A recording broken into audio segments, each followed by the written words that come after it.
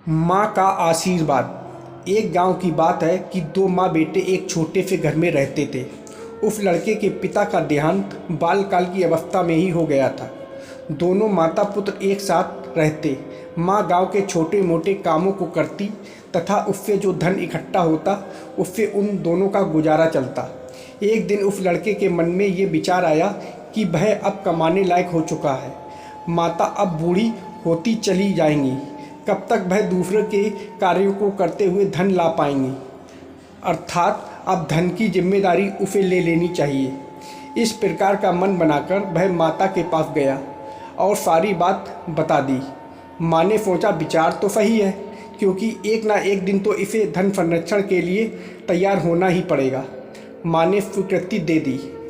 पुत्र ने कहा कि अब वह धन कमाने के लिए शहर जाएगा, तो इस बात पर वह थोड़ी चिंतित हुई, पर उसने उसे जाने के लिए कहा। जाते समय माँ ने रास्ते के लिए कुछ खाना पीना बांध दिया और अपने लड़के को देते हुए कहा कि बेटा याद रखना कि मेरा आशीर्वाद तेरे साथ हमेशा रहेगा। दोनों के आंखों में आंसू थे, परंतु कार पर जाना ही था। लड़का चल दिया। शहर पहुँचते ही देखता है तो बड़े बड़े महल, गाड़ियाँ, रास्ते, दुकानें आदि सब चकाचौंध से भरे पड़े थे।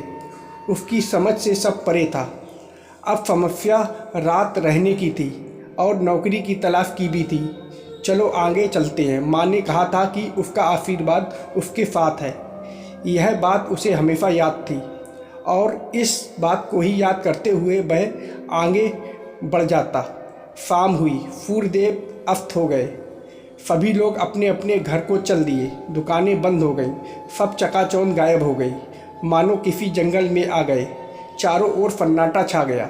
किधर जाएं, कहाँ खाना, कहाँ सोना, कुछ नहीं पता। ये सब सोच ही रहा था कि एक व्यक्ति हाथ में लट्ठी लिए वहाँ से जा रहा था और उसने लड़के से पूछा, अरे लड़के, कौन है तू, यहाँ क्या कर रहा है? लड़का थोड़ा डर गया। उस आदमी की आवाज़ में दम था, तेज था। मैं यहाँ का चौकीदार हूँ। कौन है तू, यहाँ क्या कर रहा है?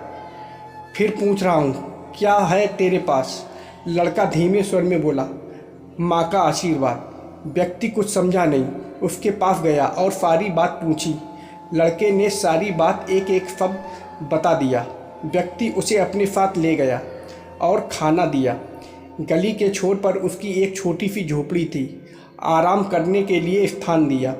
व्यक्ति को उस लड़के की बातों पर विश्वास हो गया और वह उसे व्यवहारिक लक्षणों को देखकर उस लड़के के प्रति दया आ गई और उसके पास कई गलियों की चौकीदारी की व्यवस्था थी। उसने लड़के को एक गली का कारभार दे दिया। अब लड़के के पास नौकरी की व्यवस्था हो गई। धीरे धीरे उसका काम देखते हुए शहर की और गलियों के प्रस्ताव आने लगे। ऐसा होने से अब उसके पास एक क्षेत्र की विशेष संपूर्ण व्यवस्था हो गई, क्योंकि माँ का आशीर्वाद जो उसके साथ था। दिन महा बर्फ हो गया और एक दिन रात के समय उसे अपनी माँ की याद आने लगी। दूसरे दिन उसने अपने मालिक को कुछ दिनों का अवकाश देने की प्रार्थना की। आखिरकार एक वर्ष से निरंतर कार्य कर रहा था तो अवकाश मिल गया। दूसरे ही दिन अपने गांव के लिए निकल पड़ा। जब घर पहुंचा तो देखा कि घर तो खंडर हो चुका है। ना पानी, ना खाना। घर में मकड़ी के जाले लगे हुए हैं। घर की छत टूटी हुई है। ये क्या हो गया? कहाँ गई माँ? शायद किसी पड़ोसी मित्र के साथ रहने लगी होगी। हो सकता है, हो सकता है, हो सकता है। कई विचार मन में आने लगे। माँ का पता नहीं। गांव के किसी व्यक्ति को पूछने गया। उन्होंने बताया कि उनका 3 महीनों पहले स्वर्गवास हो गया। पड़ोसी तुम यहाँ नहीं थे तो हम लोगों ने अंतिम संस्कार कर दिया। गठरी हाथ से छूट गई। लड़का ज़मीन पर गिर पड़ा। ये कैसे हो गया? माँ कैसे? रोने लगा। धन कमाने के चक्कर में तुझे देख ना पाया। जीवन भर मेरी देखभाल की, तेरी देखभाल ना कर पाया। शोक व्याकुल हो गया। क्या करूं? कहाँ जाऊं? किस काम का है ये धन? जब माँ नहीं रही, परंतु जब वह थोड़ा शांत चित होता है तो सिर्फ एक ही बात उसके कानों में गूंज रही थी कि बेटा, मेरा आशीर्वाद हमेशा तेरे साथ रहेगा।